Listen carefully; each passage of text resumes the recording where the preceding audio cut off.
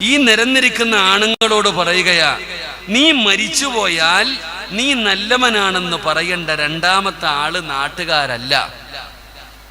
ആരാ പറയേണ്ടത്?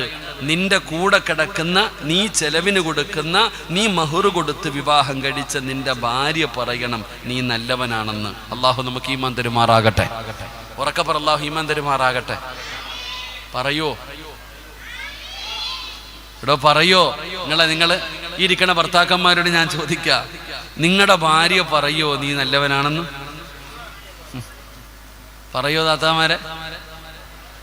നിങ്ങളുടെ യഥാർത്ഥ സ്വഭാവം എന്താ നിങ്ങളുടെ പെണ്ണുമ്പിള്ളേക്കല്ലേ അറിയത്തുള്ളൂ. ഓള് ലോകത്ത് ആരെക്കുറിച്ചും നല്ലവനാണെന്ന് പറയും, പക്ഷെ നമ്മളിൽ പലരെ കുറിച്ചും പറയാൻ അവർ തയ്യാറാകില്ല. അള്ളാഹു ഈമാൻ തരുമാറാകട്ടെ. കാരണം അത്രയ്ക്ക് നല്ല സ്വഭാവമാണ്, നമ്മുടെ സ്വഭാവം അത്രയ്ക്ക് നല്ലതാ. ഇപ്പൊ ഇതാണ് ഈ ആണുങ്ങളുടെ സ്വഭാവം എന്ന് പറഞ്ഞാൽ ഇപ്പോൾ വാഴതെല്ലാം കഴിഞ്ഞ് വീട്ടിൽ പോകുമ്പോൾ ചില ഭർത്താക്കന്മാര് ഭാര്യമാരോട് പറയും, ഉസ്താദ് പറഞ്ഞു കേട്ടോടി, ഉസ്താദ് പറഞ്ഞു കേട്ടോ, നിനക്ക് സ്വർഗത്തിൽ പോകണമെങ്കിൽ എൻ്റെ പൊരുത്തം വേണം. ഭർത്താവ് വലിയ അഭിമാനത്തോടു കൂടി ഭാര്യയോട് പറയുന്നു, നിനക്ക് സ്വർഗത്തിൽ പോകണമെങ്കിൽ എൻ്റെ പൊരുത്തം വേണം. നീ എൻ്റെ മൂക്കിനകത്ത് നിന്ന് ചീഞ്ചലം ഒഴുകി വന്നാൽ അതുപോലും നീ തുടച്ചെടുക്കണം. അല്ലാഹു സുബ്ഹാനഹു വ തആല ഈ ലോകത്ത് ആരുടെയെങ്കിലും മുമ്പിൽ സുജൂദ് ചെയ്യാൻ അല്ലാഹു പറയുമായിരുന്നെങ്കിൽ ഒരു ഭാര്യ തൻ്റെ ഭർത്താവിൻ്റെ മുമ്പിൽ ചെയ്യാൻ പറയുമായിരുന്നു. അത്രയ്ക്കും പവറാണെന്ന ഭർത്താവ് ഭാര്യയോട് പറയുന്നത്. ഭർത്താവ് ഭാര്യയോട് പറയുക, നിനക്ക് സ്വർഗത്തിൽ പോകണമെങ്കിൽ എൻ്റെ പൊരുത്തം വേണം. എൻ്റെ പൊന്നാര കാക്ക, നീ പോണെങ്കിൽ ഓള് വിചാരിക്കണം. അല്ലാഹു ഈമാൻ തരുമാറാകട്ടെ. നീ സ്വർഗത്തിൽ പോകണമെങ്കിൽ ഇതാരാ പറയുന്നേ? എടാ, കഞ്ചാവ് അടിച്ച് അടക്കുന്നവനെ പെണ്ണുമ്പിള്ള എടുത്ത് പോയിട്ട് പറയാം, നിനക്ക് സ്വർഗത്തിൽ പോകണമെങ്കിൽ എൻ്റെ പൊരുത്തം വേണമെന്ന്. നാട് മുഴുവനും പെണ്ണും പിടിച്ച് അടക്കുന്നവനാ ഭാര്യ എടുത്ത് പോയി പറയുന്നത്. എൻ്റെ പ്രിയപ്പെട്ട സഹോദര, നിനക്ക് പോകണമെങ്കിൽ ഓള് വിചാരിക്കണം, ഓളുടെ പൊരുത്തം കൂടെ നിനക്ക് വേണം. അള്ളാഹു നമുക്ക് ഈമാൻ നൽകുമാറാകട്ടെ. അള്ളാഹു ഈമാൻ നൽകുമാറാകട്ടെ. എൻ്റെ പ്രിയപ്പെട്ട സഹോദരങ്ങളെ, പറയുമോ ഇല്ലയോ എന്ന് അവനവൻ സ്വന്തമായിട്ടൊന്ന് ചിന്തിക്ക്. നിങ്ങളുടെ ആരുടെയെങ്കിലും ഭാര്യ, നാട്ടുകാർ നീ മഹാനാണെന്ന് പറയും, നീ വലിയ ആളാണെന്ന് പറയും, അതിലൊന്നും കാര്യമില്ല. ഭാര്യ പറയട്ടെ, നിന്റെ കൂടെ കിടന്ന് നിന്റെ ഭാര്യ പറയട്ടെ നീ നല്ലവനാണെന്ന്. 40,000 പേരെ കൊണ്ടൊന്നും പറയിപ്പിക്കണ്ട, നിന്റെ ഭാര്യ പറയട്ടെ നീ നല്ലവനാണെന്ന്. അള്ളാഹു നമുക്ക് ഈമാൻ തരുമാറാകട്ടെ. പെണ്ണുങ്ങൾ പറയുന്നുണ്ടാകും, പടച്ചവനെ ആദ്യമായിട്ട ഒരു ഉസ്താദ് ഞങ്ങൾക്ക് വേണ്ടി വഅദ് പറയണേ. സാധാരണ വഅദ് പറയുന്ന ഉസ്താദന്മാർ മുഴുവനും പെണ്ണുങ്ങളെ കുറ്റവാ പറയാറ്. ആദ്യമായിട്ടാണ് ഒരു ഉസ്താദ് നമുക്ക് വേണ്ടി പറയുന്നത് എന്ന് ചിന്തിക്കുന്നവരുണ്ടാകും. അൽഹംദുലില്ലാ, അള്ളാഹു നിങ്ങൾക്ക് അർഹമായ പ്രതിഫലം നൽകുമാറാകട്ടെ. എൻ്റെ പ്രിയപ്പെട്ടവരെ, നമ്മുടെ ഭാര്യ പറയണം. എന്താണ് ചങ്ങാതി, നിന്റെ സ്വഭാവം അങ്ങനെയായിരിക്കണം. നിന്റെ ഭാര്യയോട് നിന്റെ രഹസ്യവും നിന്റെ പരസ്യവും നിന്റെ ഭാര്യക്കറിയാം. നാട്ടുകാരുടെ മുമ്പിൽ നീ വലിയ ആളാ, അങ്ങനെ ചിലതുണ്ട്. നാട്ടുകാർക്ക് മുഴുവനും കൊടുക്കും, നല്ല കാര്യങ്ങൾക്ക് വേണ്ടിയൊക്കെ കൊടുക്കും. എന്താപ്പാ KL 86C 5167, KL 86C 5167, ഇത് ബ്ലോക്കായി കിടക്കുന്നുണ്ടെന്ന് മാറ്റി കൊടുക്കുക. അള്ളാഹു നമ്മുടെ വഴി എളുപ്പമാക്കി തരുമാറാകട്ടെ. ഇവിടെ നമ്മുടെ ഭാര്യ പറയണം. നമ്മൾ ഇപ്പൊ ഇവിടെ നോക്കിക്കാ, ചോദിച്ചാൽ തരാനും പിടിക്കാനൊക്കെ ആൾക്കാരുണ്ടാകും. നാട് മുഴുവൻ ഇങ്ങനെ നടന്ന് 4 പെണ്ണ് കെട്ടാം, 4 വരെ പെണ്ണ് കെട്ടാം. അല്ലാഹു നമ്മുടെ കുടുംബ ജീവിതത്തിൽ അള്ളാഹു ബർക്കത്ത് ചെയ്യുമാറാകട്ടെ. അവിടെ ഇവിടെ ഒളിച്ചൊക്കെ പെണ്ണ്, എന്തിനാണ് മക്കളെ ഒളിച്ചും പാത്തൊക്കെ പെണ്ണ് കെട്ടുന്നെങ്കിൽ അഭിമാനത്തോടെ നല്ലപോലെ കെട്ട്. ഇതെങ്ങനെ എവിടെയെങ്കിലും പോയി ആരും അറിയാതെ ഒന്നിനെ കല്യാണം കഴിക്കും. കല്യാണം കഴിച്ചിട്ടൊരു വാടക വീട്ടിൽ കൊണ്ടിട്ടിട്ട് മാസത്തിൽ വല്ലപ്പോഴും ആഴ്ചയിൽ ഒരു ദിവസം ഇങ്ങനെ പോയിട്ട് പിരിവിന് പോണ പോലെ പോയിട്ട് വരാൻ പറ്റൂല. നീ വിവാഹം കഴിച്ചു കഴിഞ്ഞാൽ ഭാര്യമാരുടെ ഇടയിൽ വേർതിരിവ് കാണിക്കാൻ പാടില്ല. തൻ്റെ ഭാര്യമാരുടെ ഇടയിൽ ഏതെങ്കിലും ഒരു മനുഷ്യൻ വേർതിരിവ് കാണിച്ചാൽ അവൻ നരകത്തില. അള്ളാഹു കാത്തുരക്ഷിക്കുമാറാകട്ടെ. അപ്പൊ നീ നാട്ടുകാരറിഞ്ഞൊന്നും അറിയാതെ ഒന്നും ഒളിച്ചും പാത്തും എന്തിനാ കെട്ടണമെങ്കിൽ അന്തസ്സോടെ കെട്ട്, എല്ലാവരും അറിയട്ടെ. കെട്ടാൻ നിനക്ക്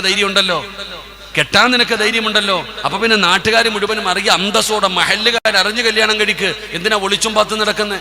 എൻ്റെ സഹോദരിമാരോട് ഞാൻ പറയുന്നത്, നിങ്ങളുടെ ഭർത്താവിനെ കല്യാണം കഴിക്കാൻ ആഗ്രഹമുണ്ടെങ്കിൽ എന്തിനായിക്ക ഒളിച്ചും പാത്ത് നടക്കണം? അന്തസ്സോടെ കെട്ടിക്കൊണ്ട് വാ, ഈ വീട്ടിൽ കൊണ്ടുവന്ന് നിർത്തുമെന്ന് പറയണം.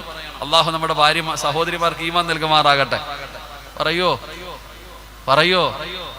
പറയും. ഒന്ന് പോയി നോക്ക് കെട്ടുന്ന കാര്യമൊക്കെ. നിങ്ങളിന്ന് വയല് കഴിഞ്ഞിട്ട് ഈ ചിരിക്കണ കാക്കാനോട് ഞാൻ പറയാ, ഇന്ന് വയല് കഴിഞ്ഞിട്ട് തിരിച്ച് വീട്ടിൽ ചെന്നു, എല്ലാ ജോലിയും കഴിഞ്ഞ് നീയും ഭാര്യയും കൂടെ കട്ടിലിൽ കിടക്കുമ്പോ ചുമ്മാതെ ഒന്ന് ചോദിക്കണ, ആയിഷ എടി ഞാൻ മരിച്ച നീ എന്നെ കുറിച്ച് നല്ലത് പറയുമോ എന്ന് ചോദിച്ചു നോക്കിയേ. എന്താ മറുപടി എന്നറിയാം. എൻ്റെ പ്രിയപ്പെട്ട സഹോദരങ്ങൾ, അതുകൊണ്ട് ഞാൻ പറയുന്നത്, ഭാര്യമാർക്ക് കൊടുക്കേണ്ട പരിഗണനയും സ്ഥാനവും കൊടുക്കണം. അവർക്ക് എന്താണ് ആവശ്യമുള്ളതൊക്കെ വാങ്ങിച്ചു കൊടുക്കണം. നമ്മുടെ ഭർത്താവിൻ്റെ ബാധ്യതയാ. തൻ്റെ ഭാര്യയ്ക്ക് വേണ്ടത് കൊടുക്കേണ്ടത് ഭർത്താവിൻ്റെ ബാധ്യതയാ. അല്ല അവിടെ അല്ല, അത് വാങ്ങിച്ചു കൊടുക്കണം. അവൾക്ക് നിർബന്ധമൊന്നുമില്ല വീട് തൂക്കണമെന്നോ തുണി കഴുകണമെന്നോ മക്കളെ നോക്കണമെന്നോ നിർബന്ധമൊന്നുമില്ല. അതൊക്കെ നമ്മുടെ ഉത്തരവാദിത്തങ്ങളാ. വീട്ടിലെ നിന്റെ ഭർത്താവിൻ്റെ തുണി ഭാര്യ കഴുകി കൊടുക്കണം. ഭർത്താവിന് മക്കൾക്കും ഭർത്താവിനും ഭക്ഷണം വെച്ച് തരണം. ഇതൊന്നും പെണ്ണിനെ പറ്റി പറഞ്ഞിട്ടുള്ള കാര്യമല്ല. അത് അവൾക്ക് ചെയ്തു തരുന്ന ഒരു ഹിദ്മത്ത്. എൻ്റെ ഭാര്യയോട് ഞാൻ പറയാം, നീ എനിക്ക് ഭക്ഷണം വെച്ച് തരണം, എനിക്ക് വസ്ത്രം കഴിത്തണം പറയാൻ അവകാശമില്ല. കാരണം അതൊക്കെ നമ്മൾ ചെയ്യേണ്ട കാര്യം. നമ്മുടെ അതിഥിയായി വന്നവളാണ് നമ്മുടെ ഭാര്യ. അള്ളാഹു നമ്മുടെ കുടുംബ ജീവിതത്തിൽ അള്ളാഹു ബർക്കത്ത് ചെയ്യുമാറാകട്ടെ. ഇത് കൊടുക്കാതെ വരുമ്പോഴാണ് ഈ പെണ്ണുങ്ങൾ പല കാര്യങ്ങളും ചെയ്യുന്നത്. ഇപ്പൊ ഭർത്താവിൻ്റെ പൈസ അനുവാദമില്ലാതെ എടുക്കുന്ന പെണ്ണുങ്ങളുണ്ട്. ഭർത്താവിൻ്റെ അനുവാദമില്ലാതെ പൈസ എടുക്കുന്ന പെണ്ണുങ്ങളുണ്ട്. നബി സല്ലല്ലാഹു അലൈഹി വസല്ലമ തങ്ങളുടെ മുമ്പിൽ മഹദിയായ ഹിന്ദ് റളിയല്ലാഹു തആല നബി തങ്ങളുടെ മുമ്പിൽ വന്നു. എന്നിട്ട് പറഞ്ഞു, നബിയെ, എൻ്റെ ഭർത്താവ് അബൂ സുഫിയാൻ എനിക്ക് ചെലവിനൊന്നും തരാറില്ല നബിയെ, എനിക്ക് ചെലവിന് തരാറില്ല. ഞാൻ അതുകൊണ്ട് ഇടയ്ക്കിടയ്ക്ക് എനിക്ക് ആവശ്യമുള്ള പൈസ ഞാൻ എടുക്കാറുണ്ട്. അത് പാടുണ്ടോ നബിയെ? അത് ശരിയാണോ നബിയെ? നബി തങ്ങളോട് ചോദിച്ചപ്പോൾ അള്ളാഹുവിൻ്റെ റസൂൽ സല്ലല്ലാഹു അലൈഹി വസല്ലമ തങ്ങൾ ഹിന്ദ് റളിയല്ലാഹു തആലയ്ക്ക് കൊടുത്ത മറുപടി, നിനക്ക് ആവശ്യമുള്ളത് നീ എടുത്തുകൊള്ളാനാ. അള്ളാഹു നമുക്ക് ഈമാൻ നൽകുമാറാകട്ടെ. നബി തങ്ങൾ പറഞ്ഞു, നിനക്ക് ആവശ്യമുള്ളത് എടുത്തുകൊള്ളാൻ. ഭർത്താവ് നിനക്ക് ആവശ്യപ്പെട്ടതുപോലും അർഹതപ്പെട്ടതുപോലും നിന്റെ ഇക്ക നിനക്ക് തരുന്നില്ല.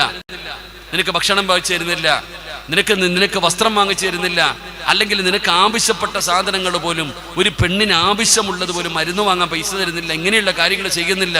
അത് എടുക്കാം. എൻ്റെ പ്രിയപ്പെട്ടവരെ എന്ന് നബി തങ്ങൾ ഹിന്ദ് റളിയല്ലാഹു തആലയോട് പറഞ്ഞ ചരിത്രത്തിൽ കാണാം. അതുകൊണ്ട് എൻ്റെ പ്രിയപ്പെട്ട സഹോദരങ്ങളോട് ഞാൻ പറയുന്നു, നിങ്ങളുടെ ഭാര്യമാര് നിങ്ങളെക്കുറിച്ച് നല്ലത് പറയണം. അതിനുവേണ്ടി നിങ്ങൾ പരിശ്രമിക്കുക. ഭാര്യ എപ്പോഴും ഭർത്താവിനെ കുറിച്ച് പറയുമ്പോൾ പറയണം, എൻ്റെ ഇക്ക, എൻ്റെ ഇക്ക, എൻ്റെ ഇക്ക. ഭാര്യ ഭർത്താവിനെ കുറിച്ച് പറയുമ്പോൾ 100 നാവായിരിക്കണം ഭാര്യയ്ക്ക്. അങ്ങനെ പറയുന്നതിന് വേണ്ടിയുള്ള ഒരു പരിശ്രമം നമ്മൾ ഓരോ ഭർത്താക്കന്മാരും നടത്തണം. അള്ളാഹു അങ്ങനെ ജീവിക്കാൻ നമുക്ക് ഭാഗ്യം തരുമാറാകട്ടെ. അള്ളാഹു അങ്ങനെ ജീവിക്കാൻ ഭാഗ്യം തരുമാറാകട്ടെ. എൻ്റെ പ്രിയപ്പെട്ടവരെ, നമ്മൾ നമ്മുടെ ഭാര്യയുടെ മാതൃക പുരുഷനായി നമ്മൾ മാറണം. നമ്മുടെ ഭാര്യ നമ്മളെ കണ്ടു പഠിക്കുന്ന രീതിയിൽ നമ്മുടെ ജീവിതത്തിൽ വലിയ മാറ്റം വരുത്താൻ കഴിയണം. അവൾ നമ്മളെ കണ്ടു വേണം പഠിക്കാൻ. നമ്മുടെ ഭാര്യ അതാണ് പറഞ്ഞത്, നമ്മൾ അവരുടെ ഇമാമാകണം. റബ്ബനാ ഹബ് ലനാ മിൻ അസ്വാജിനാ വദുരിയാതിനാ ഖുർറത അയ്യുനിൻ വജഅൽനാ ലിൽ മുത്തഖീന ഇമാമ. അല്ലാഹുവേ, എൻ്റെ ഭാര്യയെയും എൻ്റെ മക്കളെയും നീ കണ്ണിന് കുളിർമയുള്ളവരാക്കി തരണം. അവസാനം പറയുന്നു, അവരുടെ ഇമാമാക്കണം പടച്ചവനെ എന്നെ. അവർക്ക് ഇമാമത്ത് നിൽക്കാൻ അർഹതയുള്ള ഒരു മനുഷ്യനാക്കി എന്നെ നീ മാറ്റണേ എന്ന് റബ്ബിനോട് ദുആ ചെയ്യണമെന്ന് നബി തങ്ങൾ പഠിപ്പിക്കുമ്പോൾ, അള്ളാന്റെ ഖുർആൻ പഠിപ്പിക്കുമ്പോൾ, എൻ്റെ പ്രിയപ്പെട്ട സഹോദരങ്ങളെ, നമ്മുടെ ഭാര്യമാർ നമ്മളെക്കുറിച്ച് നല്ലത് പറയുന്ന ഒരു അവസ്ഥ നമ്മൾ ഉണ്ടാക്കിയെടുക്കണം. അള്ളാഹു നമ്മുടെ കുടുംബ ജീവിതത്തിൽ അള്ളാഹു ബർക്കത്ത് ചെയ്യുമാറാകട്ടെ. അള്ളാഹു നമ്മുടെ കുടുംബ ജീവിതത്തിൽ ബർക്കത്ത് ചെയ്യുമാറാകട്ടെ.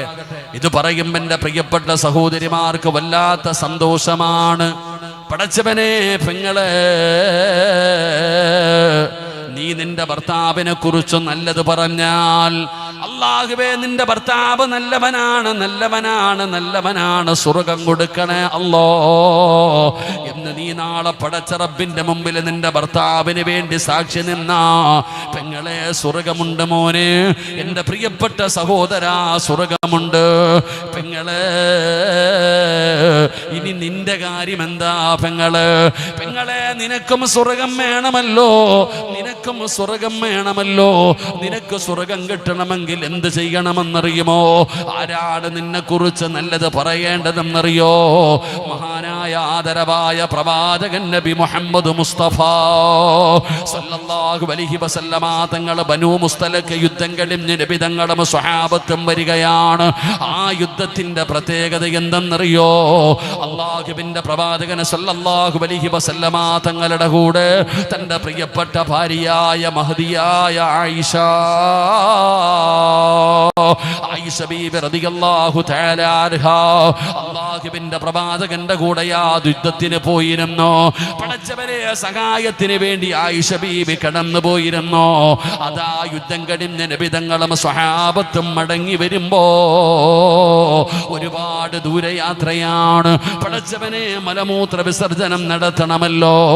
അങ്ങനെ എല്ലാവരും ഒരു സ്ഥലത്ത് നിൽക്കുകയാണ്.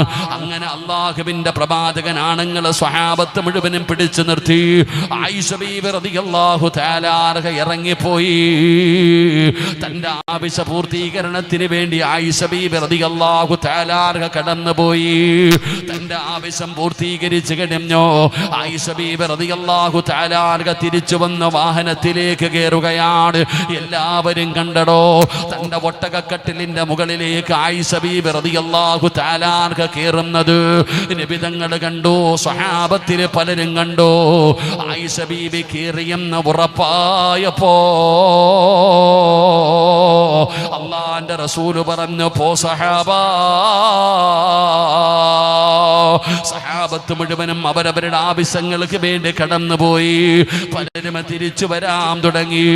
അപ്പോഴാണ് ആയിഷ ബീബി റളിയല്ലാഹു തആല അൻഹയ്ക്ക് ഒരു കാര്യം മനസ്സിലാകുന്നത്. തന്റെ കഴുത്തിൽ കിടന്ന മാല കാണുന്നില്ല. മാല നഷ്ടപ്പെട്ടു പോയെന്ന് മനസ്സിലാവുകയാണ്. താൻ പോയ സ്ഥലത്താണ് നഷ്ടപ്പെട്ടതെന്ന് ഓർമ്മ വന്നടോ. ആയിഷ ബീബി എന്ത് ചെയ്തെന്നറിയോ? അല്ലാഹുവിന്റെ റസൂലിനെ നോക്കിയിട്ട് കണ്ടില്ല. അതുകൊണ്ട് ഓടിച്ചെന്ന് എടുത്തുകൊണ്ട് വരാമെന്ന് കരുതിയിട്ട് ആയിഷ ബീബി റളിയല്ലാഹു തആല അൻഹ ആരോടും പറയാതെ ഇറങ്ങി പോവുകയാണ്. ഒരാൾ പോലും ആയിഷാനെ കണ്ടില്ല. അല്ലാഹുവേ, ആയിഷ ബീബി ആരോടും പറഞ്ഞതുമില്ല. അങ്ങനെ മാല തേടിയിട്ട് അവിടെ ഇറങ്ങിപ്പോയി. സഹാബത്ത് മുഴുവനും കടന്നു വന്നോ. അല്ലാഹുവിന്റെ റസൂല് കടന്നു വന്നോ. ആയിഷ കേറുന്നത് കണ്ടതാണല്ലോ, അതുകൊണ്ട് നോക്കിയില്ലടോ. നബി തങ്ങളും സ്വഹാബത്തും അവിടെ നിന്ന് യാത്ര തുടങ്ങുകയാണ്. അവരവിടെ നിന്ന് യാത്ര തുടങ്ങി. പടച്ചവനെ, അങ്ങനെ എല്ലാവരും പോയി കഴിഞ്ഞു. ആയിഷ ബീബി റളിയല്ലാഹു തആല അൻഹ മാലയുമായിട്ട് ഓടി വരുമ്പോ അല്ലാഹുവിന്റെ റസൂലിനെയും സ്വഹാബത്തിനെയും കാണുന്നില്ല. എല്ലാവരും പോയിരിക്കുകയാണ്. എന്ത് ചെയ്യണമെന്നറിയില്ല. ആയിഷ എന്ന് പറയുന്ന ചെറിയ പെൺകുട്ടി ഉണ്ടല്ലോ, വഴിയോരത്തിരുന്ന് കരയുകയാ. എന്ത് ചെയ്യണമെന്നറിയാതെ ആയിഷ ബീബി റളിയല്ലാഹു തആല അൻഹ വഴിയോരത്തിരുന്ന് കരയുകയാണ്. അപ്പോഴാണ് സഫ്വാൻ എന്ന് പറയുന്ന യുവത്വത്തിന്റെ നടുവിലൂടെ നടന്നു പോകുന്ന ചെറുപ്പക്കാരൻ സഫ്വാൻ റളിയല്ലാഹു തആല അൻഹു അവിടുന്ന് തന്റെ കുതിരപ്പുറത്ത് വരികയാണ്. ഒറ്റയ്ക്കാണ് വരുന്നത്. എന്തുകൊണ്ടാണ് ഒറ്റയ്ക്ക് വരാനുള്ള കാരണമെന്നറിയോ? നഷ്ടപ്പെട്ടു പോകുന്ന സാധനങ്ങൾ എടുത്തുകൊണ്ട് വരാൻ, യാത്രക്കാരുടെ കയ്യിൽ നിന്ന് നഷ്ടപ്പെട്ടു പോകുന്നത് എടുത്തുകൊണ്ട് വരുന്നതിന് വേണ്ടി നബി തങ്ങൾ പറഞ്ഞു വെച്ച സ്വഹാബിയാണ് സഫ്വാൻ റളിയല്ലാഹു തആല അൻഹു. അവിടുന്ന് പടച്ചവനെ കുതിരപ്പുറത്ത് വരുമ്പോ വഴിയോരത്ത് ഹിജാബിട്ടിരുന്ന ഒരു പെണ്ണിരുന്ന് കരയുകയാണ്. ആരാണെന്നറിയില്ല. സഫ്വാൻ തങ്ങൾ ചോദിക്കുന്നു, ആരാ ഇവിടെ ഇരുന്ന് കരയുന്നതാരാ? ആയിഷ ബീബി റളിയല്ലാഹു തആല അൻഹ അവിടുന്ന് പറയുന്നു, ഉമ്മഹാത്തുൽ മുഅ്മിനീൻ മഹദി ആയിഷ. അല്ലാഹുവിന്റെ പ്രവാചകന്റെ പ്രിയപ്പെട്ട ഭാര്യയായ ആയിഷയാണ്. അല്ലാഹുവിന്റെ റസൂലിന്റെ ഭാര്യയായ ആയിഷയാ. ഇന്നാ ലില്ലാഹ്. സഫ്വാൻ റളിയല്ലാഹു തആല അൻഹു അവിടുന്ന് വിളിച്ചു പറയുകയാണ്, ഇന്നാ ലില്ലാഹ്. അല്ലാഹുവിന്റെ റസൂലിന്റെ ഭാര്യയായ ആയിഷയോ ചാടി ഇറങ്ങുകയാണ്. ഉമ്മാ കേറുമ്മ, ഈ വാഹനത്തിന്റെ മുകളിലേക്ക് കേറുമ്മ. ഈ സഫ്വാൻ കയറ് പിടിച്ച് മുമ്പിൽ നടക്കാമുമ്മ. ആയിഷ ബീബി റളിയല്ലാഹു തആല അൻഹ വേറെ വഴിയില്ലടോ. അവിടുന്ന് വാഹനപ്പുറത്ത് കയറുകയാണ്. അങ്ങനെ സഫ്വാൻ തങ്ങളും ആയിഷ ബീവിയും അവിടുന്ന് യാത്ര തുടങ്ങി. അല്ലാഹുവിന്റെ റസൂലും സ്വഹാബത്തും മണിക്കൂറുകൾ കഴിഞ്ഞപ്പോഴാണ് ആയിഷയില്ലെന്നറിയുന്നത്. ആയിഷാനെ കാണുന്നില്ല. എല്ലാവർക്കും വല്ലാത്ത പ്രയാസമായി. അല്ലാഹുവിന്റെ റസൂലിന്റെ പ്രിയപ്പെട്ട ഭാര്യയായ ആയിഷ ബീവിയെ കാണുന്നില്ല. എല്ലാവർക്കും വല്ലാത്ത ബേജാറായി. പടച്ചവനെ, എല്ലാവരും ഒരുമിച്ച് നിൽക്കുകയാണ്. എല്ലാവരും നബി തങ്ങളുടെ ചാരത്ത് നിൽക്കുമ്പോ സഫ്വാൻ എന്ന് പറയുന്ന സ്വഹാബി നടന്നു വരുന്നു. ആയിഷ ബീബി റളിയല്ലാഹു തആല അൻഹാ വാഹനത്തിന്റെ മുകളിലിരിക്കുകയാണ്. നബി തങ്ങളുടെ ചാരത്തേക്ക് കടന്നു വന്നു. ആയിഷ ബീബി റളിയല്ലാഹു തആല അൻഹ സംഭവിച്ച സംഭവങ്ങൾ മുഴുവനും പറഞ്ഞു കൊടുത്തു. നബി തങ്ങൾക്ക് സമാധാനമായി, സഹാബത്തിന് സമാധാനമായി. അങ്ങനെ അവിടെ നിന്ന് യാത്ര തുടരാ സമയമായപ്പോ മുനാഫിക്കീങ്ങളുടെ നേതാക്കന്മാരിൽപ്പെട്ട അബ്ദുല്ലാഹി ഇബ്നു സലൂൽ എന്ന് പറയുന്ന വൃത്തികെട്ടവനുണ്ടല്ലോ, അവൻ പറയാൻ തുടങ്ങി. രണ്ടുപേരും ചെറുപ്പക്കാരാണ്, ഒറ്റയ്ക്കാണ് വന്നത്. രണ്ടുപേരും ചെറുപ്പക്കാരാണ്, ഒറ്റയ്ക്കാണ് വന്നത്. ഒരുപാട് നേരം ഒരുമിച്ചാണ് വന്നത്. രണ്ടുപേരും എന്തെങ്കിലുമൊക്കെ ചെയ്തിട്ടുണ്ടാകും, രണ്ടുപേരും എന്തെങ്കിലുമൊക്കെ ചെയ്തിട്ടുണ്ടാകും. അള്ളാന്റെ റസൂലിന്റെ ഭാര്യയായ ആയിഷ ബീവിയെ കുറിച്ച് അവിടെ അപവാദം തുടങ്ങുകയാണ്. കാട്ടുതീ പടരുന്നത് പോലെ മദീന മുഴുവനും പടർന്നടോ, ഒരു നാട് മുഴുവനും പടരുകയാണ്. കേട്ടവർ വിശ്വസിക്കുകയാണ്. കാരണം പറഞ്ഞത് കാഫിരീങ്ങളല്ല, പറഞ്ഞത് പടച്ചവനെ മറ്റുള്ളവരല്ല, അല്ലാഹുവിന്റെ റസൂലിന്റെ കൂടെ പോയ മുസ്ലിമീങ്ങൾ തന്നെയാണ് പറഞ്ഞത്, മുനാഫിക്കീങ്ങളാണ് പറഞ്ഞു വരുത്തിയത്. അതുകൊണ്ട് പലരും വിശ്വസിച്ചടോ. അങ്ങനെ എല്ലാ സ്ഥലങ്ങളിലും ആയിഷാനെ കുറിച്ച് ചർച്ചയായി. എവിടെയും ആയിഷ, എവിടെയും ആയിഷ. അല്ലാഹുവിന്റെ റസൂലിന്റെ പ്രിയപ്പെട്ട ഭാര്യയായ ആയിഷ ബീബി റളിയല്ലാഹു തആല അൻഹാ പഞ്ചായത്തല്ല, ഒരു കുടുംബമല്ല, മദീന മുഴുവനും ചർച്ച ചെയ്യുകയാണ്. അല്ലാഹുവിന്റെ റസൂലിന് വല്ലാത്ത സങ്കടമായി. നബി തങ്ങൾ ആരോടും മിണ്ടുന്നില്ല, പ്രവാചകൻ ആരോടും മിണ്ടുന്നില്ല. അല്ലാഹുവിന്റെ റസൂൽ സ്വല്ലല്ലാഹു അലൈഹി വസല്ലമ തങ്ങള് അവസാനം സ്വഹാബത്ത് പല സ്ഥലങ്ങളിൽ നിന്ന് പറയുന്നത് കേട്ടപ്പോ നബി തങ്ങൾ എന്ത് ചെയ്തെന്നറിയോ? നമസ്കാരം കഴിഞ്ഞ പള്ളിയുടെ മിഹ്റാബിലേക്ക് കേറുകയാ. നബിതങ്ങൾ പള്ളിയുടെ മിഹ്റാബിൽ കേറി, നബിതങ്ങൾ പള്ളിയുടെ മിഹ്റാബിൽ കേറി. എന്നിട്ട് വിളിക്കുന്നു, യാ അയ്യുഹന്നാസ്. അല്ലാഹുവിന്റെ പ്രവാചകൻ സ്വല്ലല്ലാഹു അലൈഹി വസല്ലമ തങ്ങള് അവിടുന്ന് വിളിക്കുന്നു, യാ സ്വഹാബാ, നിങ്ങൾ ആയിഷയെ കുറിച്ച് പറയുന്നത് ഞാൻ കേൾക്കുന്നു സ്വഹാബാ. ഞാൻ ആയിഷയെ കുറിച്ച് പറയുന്നത് ഞാൻ കേൾക്കുന്നു സ്വഹാബാ. നബി തങ്ങൾക്ക് വല്ലാത്ത സങ്കടം എന്തെന്നറിയോ? സഫ്വാൻ എന്ന് പറയുന്ന സ്വഹാബി ബദരീങ്ങളിൽപ്പെട്ട സ്വഹാബിയാണ്, ബദറിൽ പങ്കെടുത്ത സ്വഹാബിയാണ് സഫ്വാൻ.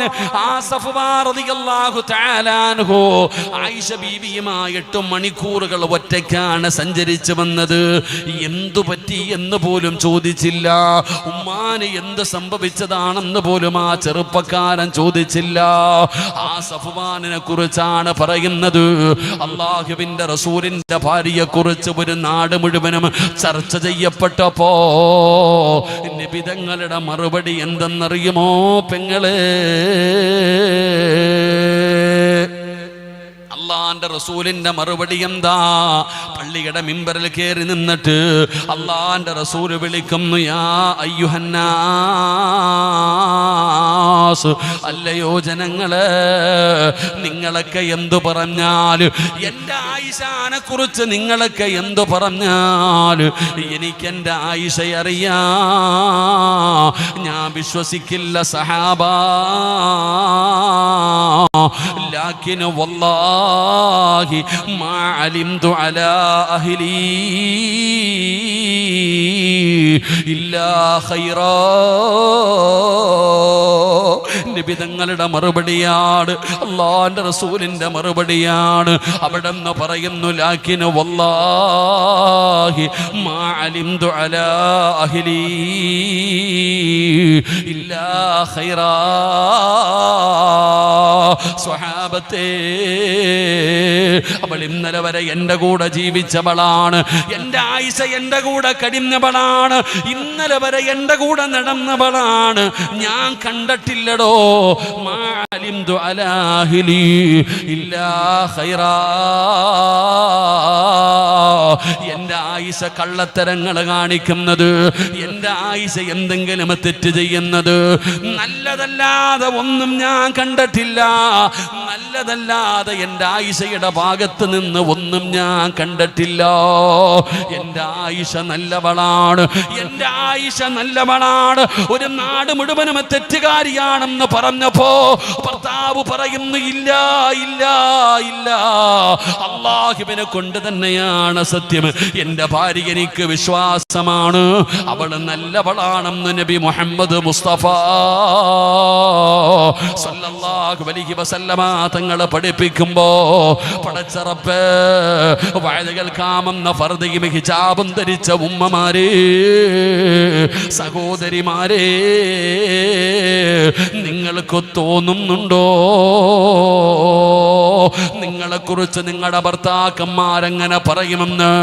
നിങ്ങളെക്കുറിച്ച് നിങ്ങളുടെ ഭർത്താക്കന്മാർ, എന്റെ ഭാര്യ അല്ലാഹുവിനെ പേടിയുള്ളവളാണ്, അവൾ ഒരിക്കലും ചതിക്കുന്നവളല്ല, അവൾ വഞ്ചിക്കുന്നവളല്ല, അവൾ എന്നെ പറ്റിക്കുന്നവളല്ല, അവൾ അല്ലാഹുവിനെ പേടിച്ച് ജീവിക്കുന്നവളാണ്. എനിക്കിതുപോലെ ഒരു ഭാര്യ എന്റെ റബ്ബനിക്ക് തന്നത് ഏറ്റവും വലിയ അത്ഭുതമാണ്. അല്ലാഹുവേ പറയുമോ സഹോദരി, നിന്റെ ഭർത്താവ് നിന്നെ കുറിച്ച് പറയുമോ, പെങ്ങളെ നിനക്ക് സ്വർഗം വേണോ, നിനക്ക് രക്ഷപ്പെടണോ, നിന്റെ ഭർത്താവിന്റെ പൊരുത്തം വേണമുമ്മ. ആ മനുഷ്യൻ പറയണം നീ നല്ലവളാണെന്ന്. അല്ലാഹുവിന്റെ റസൂൽ സല്ലല്ലാഹു അലൈഹി വസല്ലമ തങ്ങളുടെ ഭാര്യ ആയിഷ ബീവിയെ കുറിച്ച് ഒരു വ്യഭിചാര ആരോപണം ഒരു വാർഡല്ലടോ, ഒരു പഞ്ചായത്തല്ല, ഒരു നാട് മുഴുവനും ചർച്ച ചെയ്തു. അപ്പോഴും നബിതങ്ങൾ പറഞ്ഞത്, എനിക്കറിയാം എൻ്റെ ആയിഷാനെ, അവൾ അങ്ങനെ ചെയ്യൂല. അള്ളാഹു നമുക്ക് ഈമാൻ നൽകുമാറാകട്ടെ. നമ്മുടെ ജീവിതം, നമ്മുടെ അവസ്ഥ ആലോചിച്ച് നോക്കിയേ. എവിടെന്നെങ്കിലും ആരെങ്കിലും പറഞ്ഞു നിന്റെ ഭാര്യ ടൗണി ഒരുത്തൻ്റെ കൂടെ നിൽക്കുന്നത് കണ്ടു, അല്ലെങ്കിൽ അവനുമായിട്ട് ബന്ധമുണ്ട്, അല്ലെങ്കിൽ ചാറ്റ് ചെയ്തു, അല്ലെങ്കിൽ ഫോൺ വിളിച്ചു, എന്തെങ്കിലും ഒരു കാര്യം പറഞ്ഞു കഴിയുമ്പോൾ നമ്മൾ പറയുന്ന മറുപടി, ഞാൻ വരുന്നതിന് മുമ്പേ നീ പൊക്കോണം വീട്ടിൽ. നമ്മൾ പറയുന്നൊരു മറുപടി എന്താ? ഞാൻ വരുന്നതിന് മുമ്പേ നീ രക്ഷപ്പെട്ടോണം, വീട്ടിൽ പോയാലേ കഴിഞ്ഞു. അത് സത്യമോ? അതൊന്ന് തിരക്കുവാനുള്ള മനസ്സുപോലും നമ്മളിൽ പലരും കാണിക്കാറില്ല. എടാ ചങ്ങാതി, 25 കൊല്ലം നിന്റെ കൂടെ കിടന്ന ഭാര്യയെ നിനക്ക് മനസ്സിലാക്കാൻ പറ്റുന്നില്ലല്ലോ. ഞാൻ ചോദിക്കുന്നത്, എൻ്റെ പ്രിയപ്പെട്ടവരെ, ഭർത്താവ് ഭാര്യ സംശയത്തിന്റെ ലോകമാ. ഭാര്യ ഭർത്താവ് സംശയത്തിന്റെ നിഴൽ കാണുന്നു, ഭാര്യ ഭർത്താവിനെ സംശയത്തിന്റെ നിഴൽ കാണുന്നു. അതിന്റെ കാരണം എന്തേ? അങ്ങോട്ടും ഇങ്ങോട്ടുമുള്ള വിശ്വാസം നഷ്ടപ്പെട്ടു പോകുന്നു. അള്ളാഹു നമ്മളെ കാത്തുരക്ഷിക്കുമാറാകട്ടെ. എന്തുകൊണ്ടാണ് വിശ്വാസം നഷ്ടപ്പെട്ടു പോകുന്നത്? എൻ്റെ പ്രിയപ്പെട്ട സഹോദരങ്ങളെ, ഭർത്താവ് ഭാര്യയുടെ ഫോൺ എടുക്കാൻ പാടില്ല, ഭാര്യ ഭർത്താവിൻ്റെ ഫോൺ എടുക്കാൻ പാടില്ല. ആ ഒരവസ്ഥയിലേക്ക് നമ്മൾ ചിന്തിക്കുക, സ്വന്തമായിട്ട് മൊബൈലുള്ളവരൊക്കെ ഒന്ന് കൈവക്കിക്കേ, മൊബൈലുള്ളവരൊക്കെ ഒന്ന് കൈവക്കടോ. കള്ളത്തരം പറയരുത്, തമാശയ്ക്ക് പോലും കള്ളം പറയാൻ പാടില്ലെന്നാ. മൊബൈലുള്ളവരൊക്കെ ഒന്ന് കൈവക്കിക്കേ, മൊബൈലുള്ളവരൊക്കെ ഒന്ന് കൈവക്കിക്കേ, താത്താമാരൊക്കെ ഒന്ന് കൈവക്കിക്കേ, സ്വന്തമായിട്ട് മൊബൈലുള്ളവർ. അള്ളാഹു ഈമാൻ നൽകുമാറാകട്ടെ. എടോ, കോടികൾ വെക്കുന്ന ലോക്കർ ഉണ്ടല്ലോ, കോടികൾ വെക്കുന്ന ലോക്കറിനില്ലാത്ത ലോക്കാണ് എല്ലാവരുടെയും ഫോണിൽ. ഓരോ ആണും പെണ്ണും വിട്ടിരിക്കുന്നത്, ഇവിടുത്തെ സ്റ്റേറ്റ് ബാങ്കും സൗത്ത് ഇന്ത്യൻ ബാങ്കും ഒക്കെ പോയി നോക്കിക്കേ, അതിൻ്റെ ലോക്കറിന് പോലും ഇത്രയും ലോക്ക് ഉണ്ടാവില്ല. അത്രയ്ക്ക് ലോക്ക. പടച്ചോനെ, കയറണമെങ്കിൽ തന്നെ ലോക്ക്, ഓപ്പൺ ആക്കണമെങ്കിൽ ലോക്ക്. ഞാൻ വഴുത കഴിഞ്ഞൊരിക്കൽ സ്റ്റേജിൽ നിന്ന് ഇറങ്ങിയപ്പോൾ ഒരു വാപ്പ വന്നിട്ട് പറഞ്ഞു, ഉസ്താദ് ഒരു ഫോട്ടോ എടുക്കണം. ഒരു പ്രായം ചെന്ന മനുഷ്യനാ, നിന്ന് കൊടുത്തു. അദ്ദേഹം ലോക്ക് അടിക്കുന്നത് ഇന്ന് എനിക്ക് ഓർമ്മയുണ്ട്, എൻ്റെ കണ്ണ് തള്ളിപ്പോയി. ആ വാപ്പയുടെ ലോക്ക് പോലും അങ്ങനെയുള്ള ലോക്കുകളായി ഇന്ന് ഫോണുകളിൽ. ആണും പെണ്ണും മറച്ചു വെക്കുകയാ. ഭാര്യ ചോദിക്കുന്നു, നിങ്ങൾ എന്തിനാ എൻ്റെ ഫോൺ പരിശോധിക്കുന്നത്? നിങ്ങൾ എന്തിനാ എൻ്റെ ഫോൺ എടുക്കുന്നത്? ഭർത്താവ് ചോദിക്കുന്നു, നിങ്ങൾ എന്തിനാ, നിനക്ക് സംശയ രോഗമാടി, എൻ്റെ ഫോൺ എടുത്ത് ഇങ്ങനെ പരിശോധിക്കുന്നു. അയാൾക്ക് സംശയ, പരസ്പരം അങ്ങോട്ടും ഇങ്ങോട്ടും. ഞാൻ ചോദിക്കട്ടെ സഹോദരി, എന്തിനാ ലോക്ക്?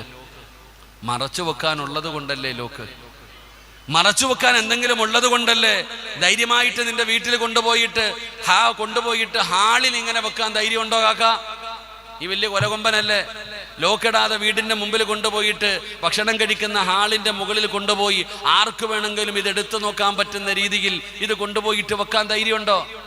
നിങ്ങൾക്ക് സിറാജ്, എടാ എൻ്റെ ഫോണിന്റെ ലോക്ക് ഞാൻ ആർക്ക് വേണമെങ്കിലും പറഞ്ഞുതരാം, എൻ്റെ ഭാര്യയ്ക്ക് വരെ അറിയാം.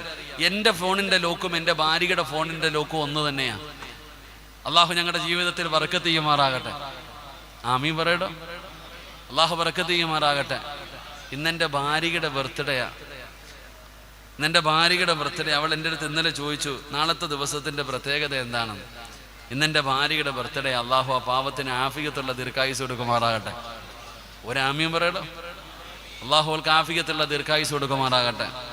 2 ദിവസം കഴിഞ്ഞാൽ ഞങ്ങളുടെ വിവാഹ വാർഷികമാണ്. 24-ാം തീയതി ഞങ്ങളുടെ വിവാഹ വാർഷികമാണ്. അള്ളാഹു ഞങ്ങളുടെ ജീവിതത്തിൽ ബർക്കത്ത് ചെയ്യുമാറാകട്ടെ. ഇങ്ങനെ തന്നെ, അതിനില്ല ദുആ മാത്രമേ ഉള്ളൂ. വിവാഹ വാർഷികം വരുമ്പോഴും എപ്പോഴും എല്ലാ വർഷം വരുമ്പോഴും ഞാൻ ദുആ ചെയ്യാറുണ്ട്. ഓൾക്ക് ഇതിനേക്കാളും വലിയ സമ്മാനം എന്ത് കൊടുക്കാനാ?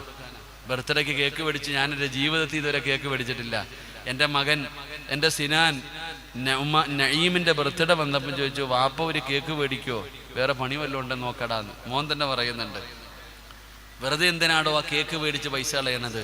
അള്ളാഹിനോട് ദുആ ചെയ്യ്. അള്ളാഹു നമ്മുടെ മക്കളെയൊക്കെ നല്ല മക്കളാക്കി തരുമാറാകട്ടെ. ഞാൻ പറഞ്ഞത് നമ്മുടെ ഫോണിൻ്റെ ലോക്ക്.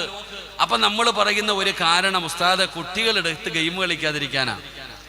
കുറേ കാലം വരെ എനിക്ക് തോന്നുന്നു കൊറോണയ്ക്ക് മുമ്പ് വരെ നമ്മൾ പറഞ്ഞിരുന്നൊരു മറുപടി, ഉസ്താദ് കുട്ടികളെടുത്ത് ഗെയിം കളിക്കാതിരിക്കാനാ ലോക്കിട്ടത്. നിന്റെ ഈ പട്ടി എറിയുന്ന ഫോൺ എന്തിനാ മക്കൾക്ക്? പാപ്പ നിന്റെ ഫോൺ നിന്റെ മോന് വേണോ? പെങ്ങളെ നിന്റെ ഫോൺ വേണോ? നിന്നെക്കാലും വില കൂടിയ ഫോണുമായിട്ട് തലകണ എത്രയുള്ള ടാബുമായിട്ടാ മക്കൾ നടക്കുന്നത്. നിന്റെ ഫോൺ ആർക്ക് വേണം? ഇവിടെ നമുക്ക് മറച്ചു വെക്കാൻ പലതും ഉണ്ടടോ. കള്ളത്തരങ്ങൾ. ഭാര്യയുടെ ഫോൺ ഭർത്താവ് തുടരുത്, ഭർത്താവിൻ്റെ ഫോൺ ഭാര്യ തുടരുത്. ഓ അള്ളാഹു ആലം പടച്ചവനെ, ഭർത്താവ് കക്കൂസി പോകുമ്പോഴും അതും കൊണ്ടാണ് നടക്കുന്നത്. അള്ളാഹു കാത്തിരക്ഷിക്കുമാറാകട്ടെ. അള്ളാഹു കാത്തിരക്ഷിക്കുമാറാകട്ടെ. എന്തിനാ നീ പരിശോധിക്കണം, എന്തിനാണെന്ന് ചോദിക്കണം ചങ്ങാതിമാർ. കള്ളത്തരങ്ങൾ ഇതെല്ലാം തുറന്ന പുസ്തകമാകണം. അങ്ങനെ എന്തുകൊണ്ടാണെന്ന് സ്നേഹമില്ല, ചതിയും വഞ്ചനയും കാണിക്കുന്ന എന്തുകൊണ്ട്? ഇന്ന് ചതിയും വഞ്ചനയുടെ കാലമാ. പറ്റിക്കേണ്ടവർക്ക് എങ്ങനെ വേണമെങ്കിലും പറ്റിക്കാം, ചതിക്കേണ്ടവർക്ക് എങ്ങനെ വേണമെങ്കിലും ചതിക്കാം. പക്ഷെ ഒന്ന് ഓർത്തു വെച്ചോ, കൊടുക്കുന്നതേ തിരിച്ചു കിട്ടത്തുള്ളൂ. അള്ളാഹു നമുക്ക് ഈമാൻ നൽകുമാറാകട്ടെ. ആമീൻ പറ. എടാ നീ വിചാരിക്കുന്നെന്തേ? നീ ഇങ്ങനെ ഒളിച്ചും പാത്തും പലതും ചെയ്തുകൊണ്ട് നടക്കുന്നു. ഒരു ദിവസം നിന്നെയും പറ്റിക്കപ്പെടും. അള്ളാഹു കാക്കുമാറാകട്ടെ. പെങ്ങളെ, നീ ഇങ്ങനെ 2-3 സിമ്മുമായിട്ട് ചാറ്റി നടന്നോ? നിന്റെ ഇക്ക തങ്ങളാണെന്നാ നീ വിചാരിക്കണേ. ഒരു ദിവസം ഓനും പോകും. അതങ്ങനെയാണ്, അതിൻ്റെ നിയമം അങ്ങനെ. അള്ളാഹു നമ്മളെ കാത്തിരക്ഷിക്കുമാറാകട്ടെ. എൻ്റെ പ്രിയപ്പെട്ട സഹോദരങ്ങൾ, അതുകൊണ്ട് സ്നേഹമില്ലടോ ഇന്ന് ഭാര്യയ്ക്കും ഭർത്താവിനും സ്നേഹമൊന്നുമില്ല. പരാതി, ഉസ്താദെ കല്യാണം കഴിഞ്ഞ സ്നേഹം പോയി, പ്രേമിച്ചപ്പോൾ എന്തായിരുന്നില്ലേ, ചക്കര മുത്തേന്നൊക്കെ ആയിരുന്നു. എൻ്റെ പ്രിയപ്പെട്ടവരെ, എന്തൊരു സ്നേഹമായിരുന്നു. പക്ഷെ ഇപ്പം എല്ലാം പോയി. സ്നേഹമില്ല ഉസ്താദെ. എങ്ങനെ സ്നേഹം ഉണ്ടാകും പെങ്ങളെ? എടാ നിങ്ങൾ ആലോചിച്ച് നോക്കിയാൽ, ഈ ഇരിക്കണ ആണുങ്ങളോട് ഞാൻ ചോദിക്കട്ടെ, പെങ്ങളോട് ഞാൻ ചോദിക്കട്ടെ, നീ മരിച്ചുപോയി എന്ന് കരുതുക. അള്ളാഹു നിങ്ങൾക്ക് ആഫിയത്തുള്ള ദീർഘായുസ്സ് നൽകുമാറാകട്ടെ. നിങ്ങൾ മരിച്ചു, 3 കഴിഞ്ഞു, 7 കഴിഞ്ഞു, 11 കഴിഞ്ഞു, 17 കഴിഞ്ഞു, 10-21 ദിവസം കഴിഞ്ഞു. അപ്പോഴാ ഒരാൾ വന്നിട്ട് നിന്റെ ഭർത്താവിനോട് പറയുന്നു, ചങ്ങായി ഭാര്യ മരിച്ചുപോയി, എന്ത് ചെയ്യാൻ? അതൊക്കെ റബ്ബിൻ്റെ തീരുമാനം. നിനക്ക് വലിയ പ്രായമൊന്നും ഇല്ലല്ലോ, മക്കളൊക്കെ ചെറുതല്ലേ, നമുക്കൊരു കല്യാണം ആലോചിച്ചാലോ? മരിച്ചുപോയ നിന്റെ ഭർത്താവിൻ്റെ ചാരത്ത് വന്നിട്ട് ഒരാൾ പറയുക, അളിയ ഒരു നല്ല പെൺകുട്ടിയുണ്ട്, നമുക്കൊന്ന് ആലോചിച്ചാലോ? ഭർത്താവ് പറയുന്ന മറുപടി, 40 കഴിയട്ടെ എളിയ, അല്ലെങ്കിൽ നാട്ടുകാർ വല്ലതും പറയും. അള്ളാഹു കാത്തിരക്ഷിക്കുമാറാകട്ടെ. ഭർത്താവിൻ്റെ മറുപടി എന്തെന്നറിയോ? 40 കഴിയട്ടെ. 40 ആവുന്നതിന് മുമ്പ് കെട്ടിയ നാട്ടുകാരെന്തെങ്കിലും പറയും. അതുകൊണ്ടൊരു 40 ദിവസം നീ ക്ഷമിക്ക്. അള്ളാഹു നമുക്ക് ഈമാൻ തരുമാറാകട്ടെ. ഇനി നമ്മൾ മരിച്ചുപോയി എന്ന് കരുതുക.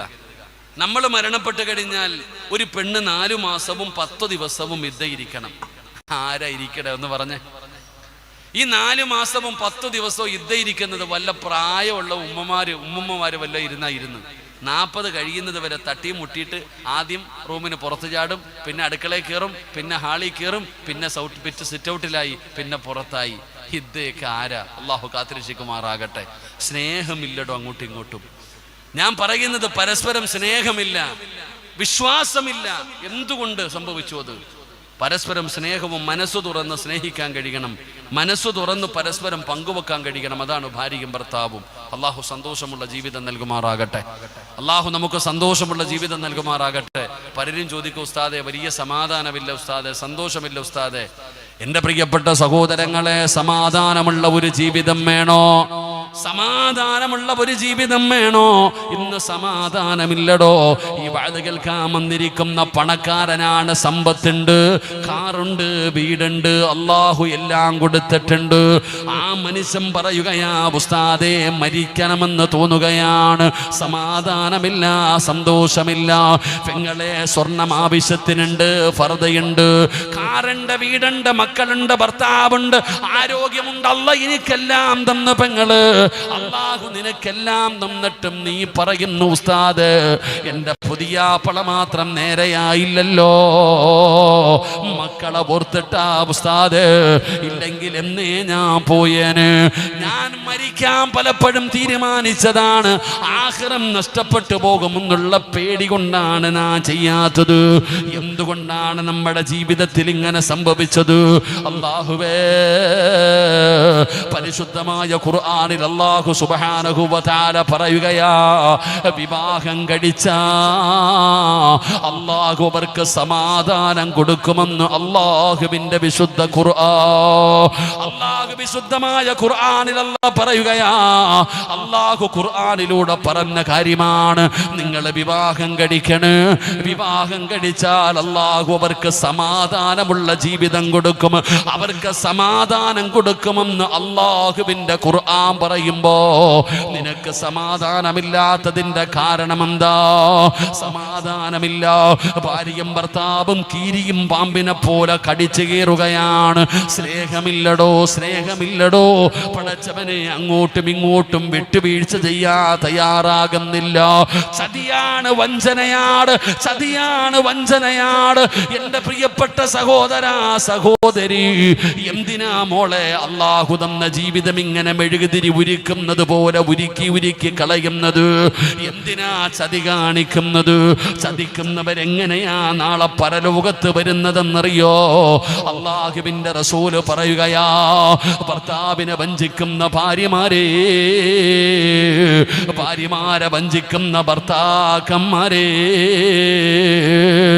ചതിയന്മാര് നാളെ പടച്ച റബ്ബിന്റെ പരലോകത്തേക്ക് കടന്നു വരുന്ന രംഗമെങ്ങനെയെന്നറിയോ? അല്ലാഹുവിന്റെ പ്രവാചകൻ പറയുകയാ, നാളെ മലദ്വാരങ്ങളിൽ കൊടികുത്തി വെച്ച ഒരു വിഭാഗം വരികയാണ്. അവരിടഞ്ഞിടഞ്ഞാണ് വരുന്നത്. അവരുടെ മലദ്വാരങ്ങളിൽ കൊടികുത്തി വെച്ചിരിക്കുകയാണ്. പടച്ചവനെ, ബദാ പുഴുത്തു നാറിയ കോലത്തില് ജനങ്ങൾ മുഴുവനും മൂക്കുപൊത്തുകയാണ്, ദുർഗന്ധം കാരണം. അങ്ങനെ വൃത്തികെട്ടവരെ പോലെ നാളെ പരലോകത്തേക്ക് ഒരു വിഭാഗം കടന്നു വരുമെന്ന് നബി മുഹമ്മദ് മുസ്തഫ സല്ലല്ലാഹു അലൈഹി വസല്ലമ തങ്ങൾ പറയുകയാണ്.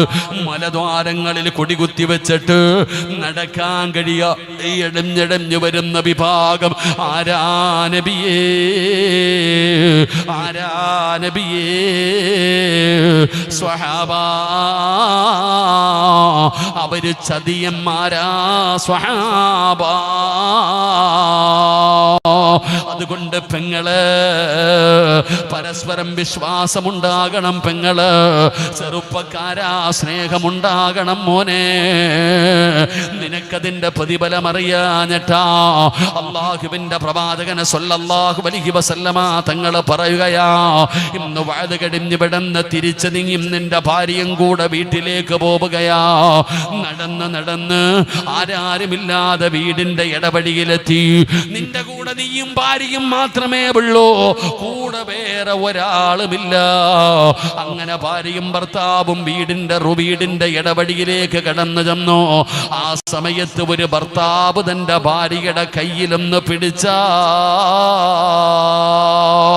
ഒരു ഭർത്താവ് തന്റെ ഭാര്യയുടെ കയ്യില്, നാട്ടുകാര് കാണാനല്ല,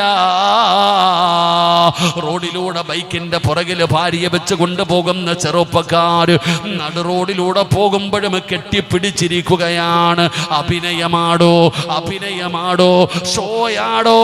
എടോ സഹോദരാ, അല്ലാഹുവിന്റെ തൃപ്തി കരുതിയിട്ട് നീ നിന്റെ ഭാര്യയുടെ കയ്യിലൊന്ന് ചേർത്ത് പിടിച്ച, നിങ്ങൾ രണ്ടുപേരും ചെയ്ത പാപം അല്ലാഹു പുറത്തു തരുമെന്ന് നബി മുഹമ്മദ് മുസ്തഫ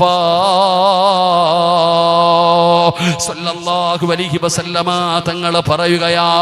ചിരിക്കണം ചെറുപ്പക്കാരാ. പെങ്ങളെ, ചിരിക്കണം പെങ്ങള്. ഭർത്താവിന്റെ മുഖത്ത് നോക്കിയിട്ടൊന്ന് പുഞ്ചിരിക്കു പെങ്ങള്. ഭർത്താവിന്റെ മുഖത്ത് നോക്കിയിട്ടൊന്ന് സന്തോഷിപ്പിക്കു പെങ്ങള്. സഹോദരാ, നീ കൊട്ടാരം പണിത് കൊടുക്കണ്ട, 100 പവൻ വാങ്ങിക്കൊടുക്കണ്ട. നിന്റെ പ്രിയപ്പെട്ടവളുടെ മുഖത്ത് നോക്കിയൊന്ന് ചിരിച്ചാ മതി, അവളോടൊന്ന് സംസാരിച്ചാ മതി. എന്ത് സമാധാനമാണെന്നറിയോ? ചിരിക്കണേ സഹോദരാ, ആ ചിരി നിനക്ക് നഷ്ടമാകില്ല. മരിച്ചു കിടക്കുമ്പോ നിന്റെ മുഖത്ത് കാണാമാ പുഞ്ചിരി. അത്രയ്ക്കും പുണ്യമുണ്ട് കുടുംബ ജീവിതത്തിന്. അല്ലാഹുവേ, ഞങ്ങളുടെ ജീവിതത്തിൽ നീ ബറക്കത്ത് നൽകണേ അല്ലാ. ഞങ്ങളുടെ മനസ്സുകൾ അടുപ്പിക്കണേ അല്ലാ. ഞങ്ങളെ സ്വർഗത്തിലും കുടുംബം സ്വർഗത്തിലും ജോഡികളാക്കണേ അല്ലാ. സംഘാടകർ ബക്കറ്റുമായി നിങ്ങളുടെ മുമ്പിലേക്ക് കടന്നു വരികയാണ്. മനസ്സറിഞ്ഞുകൊണ്ടൊരു സദക്കയെടുക്ക്, മനസ്സറിഞ്ഞുകൊണ്ടൊരു സദക്കയെടുക്ക്. നഷ്ടമാകില്ലടോ, നഷ്ടമാകില്ലടോ.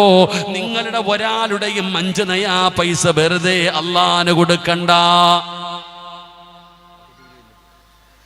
വെറുതെ നിങ്ങൾ അല്ലാഹുവിന് കൊടുക്കണ്ട.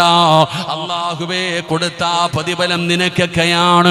എടാ ചെറുപ്പക്കാരാ, അല്ലാഹു തന്നതിൽ നിന്നൊരൽപ്പം എടുത്തു കൊടുക്കണ പൊന്നുമോനെ. അസ്സദഖത്തു റദ്ദുൽ ബലാ.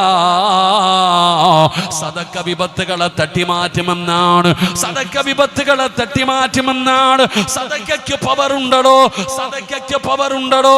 ഏതു മാരകമായ രോഗത്തെയും തട്ടിമാറ്റാ സദഖയ്ക്ക് പവറുണ്ട്. സഹോദരാ, ഏത് കീറി മുറിക്കുന്ന രോഗമാകട്ടെ, അല്ലാഹുവിന്റെ പ്രവാചകം പറയുകയാണ്, അല്ലാഹുവിന് ചില അടിമകളുണ്ട്.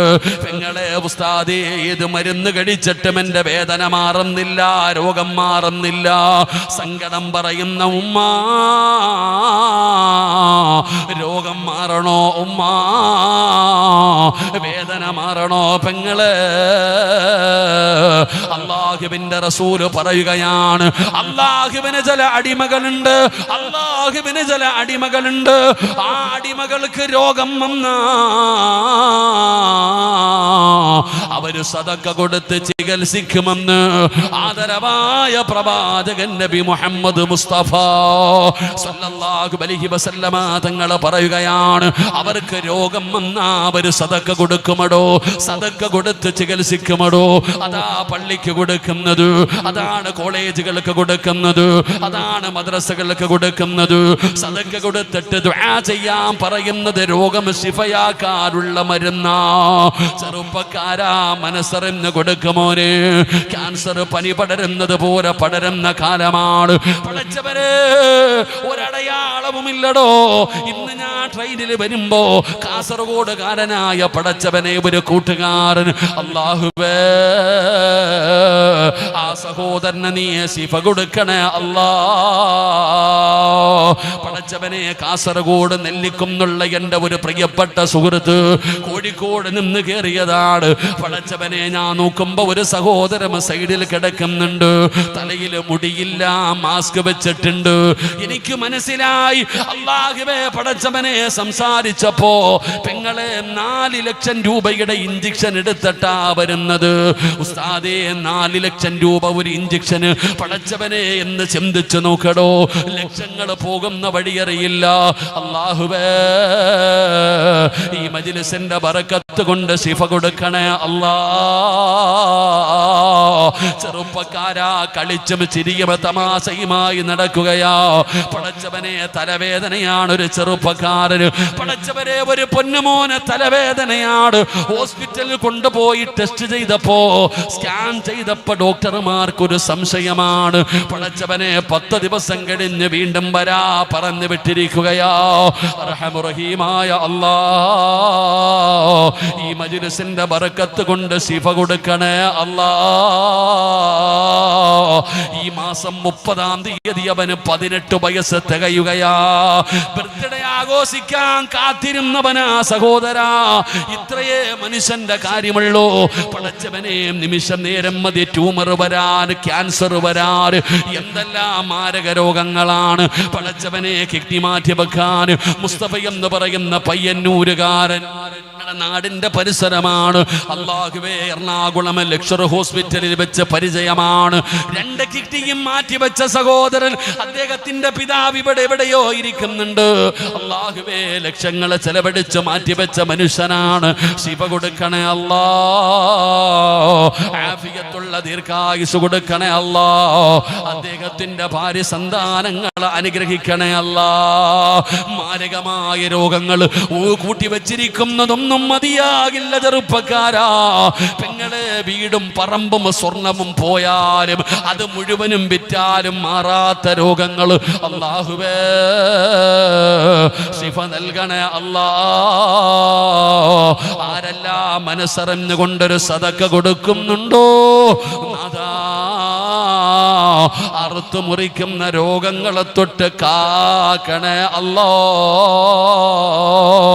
കൈകാലുകൾ മുറിച്ചു മാറ്റല്ല അല്ലാ. ദുനിയാവിലിട്ട് നരകിപ്പിക്കല്ലേ അല്ലാ. എല്ലാരും പോക്കറ്റ് കൈയിട്ടോ. വാ ഇൻഷാ അല്ലാ.